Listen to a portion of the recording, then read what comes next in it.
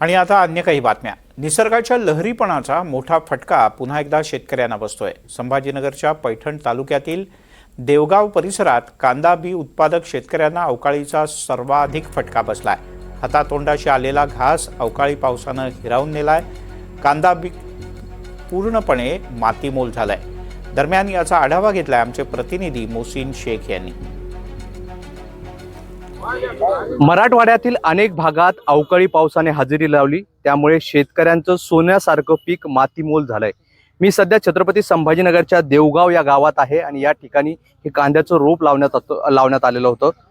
हे कांद्याचं रोप लावण्यासाठी खूप मोठ्या प्रमाणात मेहनत जेवढी करावी लागते तेवढेच पैसे देखील लागतात। मात्र हातात येण्यापूर्वी या कांद्याच्या रोपाची अशा पद्धतीने जमिनीत मातीमोल झालेलं आहे। हे सगळं शेतकरी माझ्यासोबत या इकडे। दादा, काय नाव तुमचं? भास्कर बाबूराव पालवी। बरं, मला सांगा भास्करराव, काय याला किती मेहनत लागली होती, किती पैसे लावले होते आणि आता कालचा पाऊस कसा होता?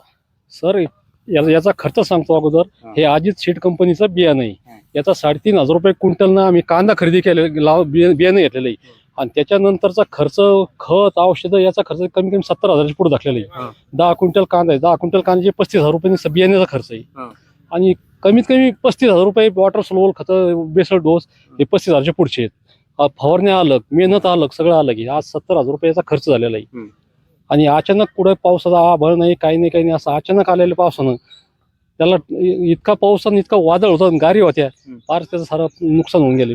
बरं, आता हे जे खाली जे जमिनीचं पडलेलं पीक आहे हे तुमच्या कामी येईल का? म्हणजे याला काय याची भरपाई होते का परत? नाही, हे जे मोडून पडलंय हे पूर्ण लॉक झालंय। त्याला पूर्ण आता होणारा अन्न पुरवठा पूर्ण बंद झालेला आहे। याच्यातलं काहीच कामात येत नाही। आणि हे जे नंतर आलेले जे गोंडे थोडे कुठं मोठं तुम्हाला उभे दिसतात, ह्याच्यात काय नॉर्मल बी निघत, ह्याच्यात मागचं पीक असतं, याच्यात काही जास्त निघत नाही। जे मेन आहे ते पूर्ण खाली जमीन दोष झाली। पण प्रत्यक्षात झालेल्या नुकसानीची मदत मिळणार का? कारण ज्या पद्धतीने नुकसान भरपाई दिली जाते त्यातून हे शेतकऱ्यांचं नुकसान निघणं अवघड आहे। आधीच संकटात सापडलेल्या शेतकऱ्यावर हे दुसरंच दुहेरी संकट आपल्याला पाहायला मिळतंय। आणि आता पंचनामे कधी होणार, नुकसान कधी मिळणार याची वाट शेतकरी पाहतोय।